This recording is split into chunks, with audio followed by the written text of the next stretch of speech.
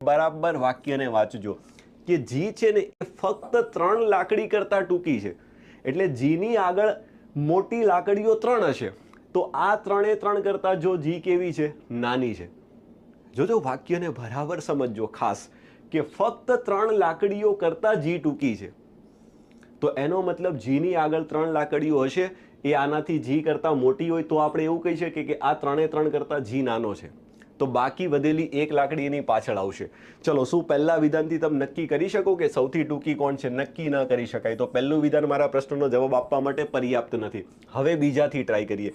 બીજામાં એવું કીધું છે કે જી છે ને એ બી કરતા ઊંચી છે, એટલે કે જી ગ્રેટર દેન બી છે, પણ ઓ કરતા ટૂંકી છે, પણ ઓ કરતા ટૂંકી છે. તો બોલો, શું તમે અહીંયાથી કહી શકો કે સૌથી ટૂંકી કોણ છે? ન કહી શકાય, કારણ કે બાકીની 2 લાકડી આર અને આઈ વચ્ચે આપણે કોઈ સંબંધ જાણતા નથી કે આર અને આઈ ક્યાં આવે, આપણે નથી જાણતા. તો બીજું એકલું વિધાન પણ મારા પ્રશ્ન